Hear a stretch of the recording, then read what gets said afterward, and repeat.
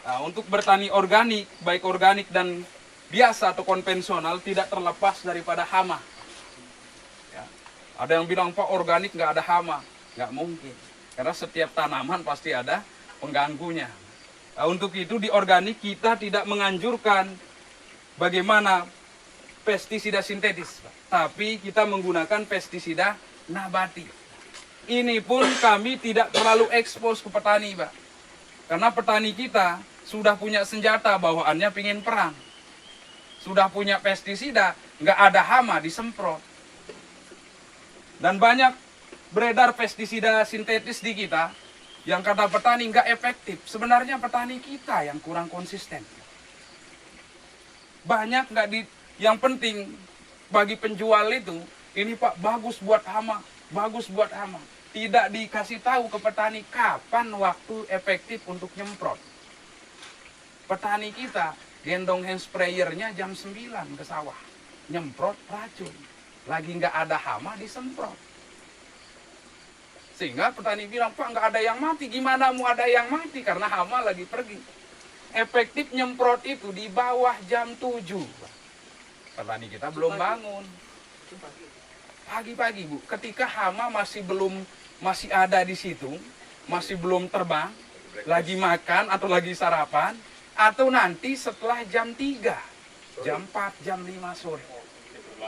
Itu baru efektif, karena sifat pestisida itu kan harus kontak. Nah, petani kita jam 9 keluar ke sawah nyemprot, lagi nggak ada hama. Percuma. Sehingga orang luar negeri mengeluarkan perkat. Dia bilang, petani bilang, ini Pak nggak efektif. Sebenarnya bukan nggak efektif racun itu, tepat waktunya yang tidak efektif. Mengeluarkan perekat, pestisida dicampur dengan perekat. Supaya kena hujan pun tahan lama racun itu nempel. Kita makan. Nah, jadi pestisida itu ada sintetis, ada nabati, ada yang hayati. Yang hayati itu biasanya dari hewan, Bu. Jadi pemeliharaan agen hayati. Tapi kita sekarang membuat dari pestisida nabati. Jadi untuk nabati ini juga sebagai alternatif terakhir bagi petani. Kalau ada hama, semprot. Kalau tidak ada, mending semprot pupuk cair. Jangan sampai nggak ada hama disemprot. Ini sebagai alternatif terakhir. Karena sifatnya baik sintetis, nabati, atau hayati, tetap membunuh pestisida itu. Karena pes itu hama, kan sida itu racun, racun hama. Hingga kami bagaimana ngajak petani memahami prinsip-prinsip atau karakteristik daripada bahan yang akan kita buat sebagai pestisida nabati. Caranya sama dengan membuat mol, cuman bedanya ini tidak dikasih gula dan tidak menggunakan air cucian beras. Ini menggunakan air biasa tok, nggak ada yang lain.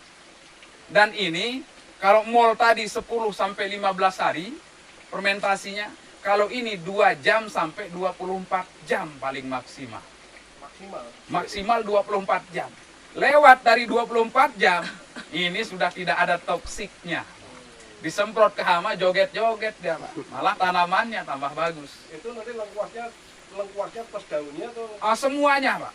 Nah, baik, sekarang kita bahas. Jadi untuk bikin pestisida nabati ada 3 kunci yang perlu diingat, Pak. Jadi hama itu sama seperti kita, punya indera juga, punya rasa juga. Jadi 3 karakteristik ini.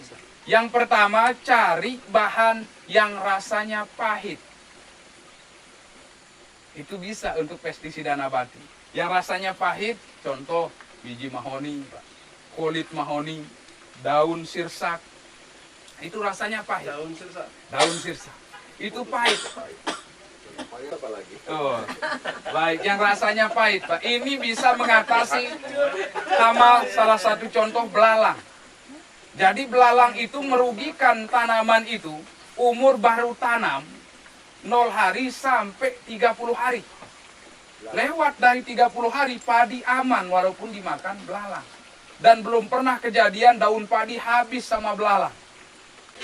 Nah, kemudian sekarang tadi rasanya pahit, kemudian yang rasanya panas.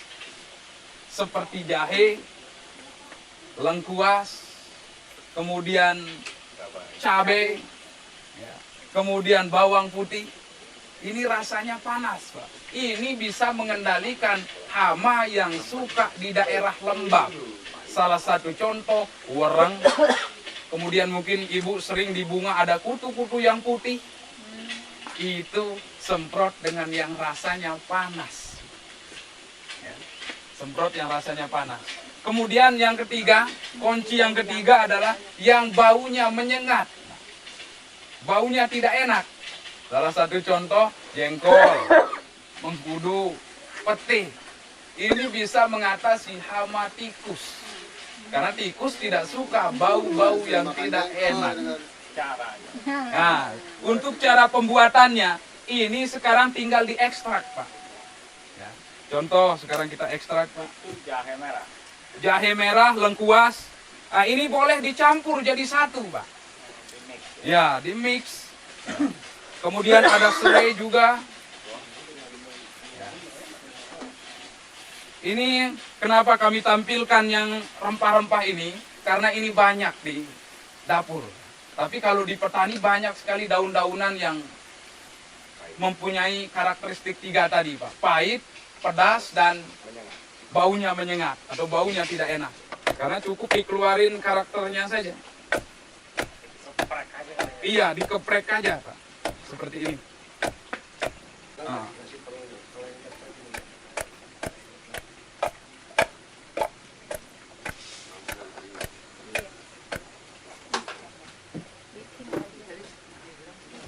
Nah, ini boleh dicampur juga. Ada satu jenis boleh, dua jenis satu dicampur juga boleh. Nah, kemudian setelah ini kita kasih air biasa, Pak. Lebih pekat, lebih bagus, Pak. Seperti ini, kemudian tinggal ditutup. 2 jam baru disaring. Setelah 2 jam disaring, ambil airnya ini. Ini airnya ini kemudian dicampur lagi dengan air biasa nanti pada saat aplikasi.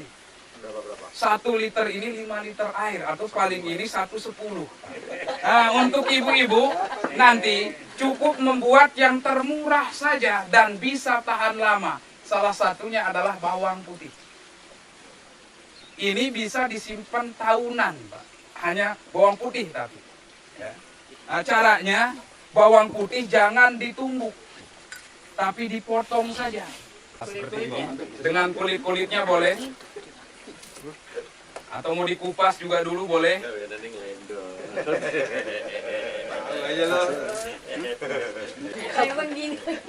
Nah, seperti ini. Atau nanti kasih 1/3 dari wadahnya. Tinggi bawang putihnya. Kemudian kasih air. Air biasa, Pak, jangan air laut. Susah nyari air laut, Pak. Nah, seperti ini, Pak. Nah, setelah seperti ini boleh ditutup. 2 jam boleh digunakan, 24 jam juga boleh digunakan. Khusus bawang putih, jadi dipotong-potong, jangan ditumbuk. Ini bisa dipakai 6 bulan sampai 1 tahun. Ya, jadi setelah ini diamkan 2 jam sampai 24 jam. Setelah itu mau pakai nyemprot, ambil airnya saja. Kemudian ini kan turun ke bawah. Nah, kasih ulang, isi ulang lagi. Terus ambil airnya, isi ulang kembali. Sampai batasnya. Sampai batasnya, sampai ini akan hancur jadi itu. Ya, jadi ampasnya. Nah, ya. Iya. Jadi ini bisa dipakai 6 bulan sampai 1 tahun. Ini irit.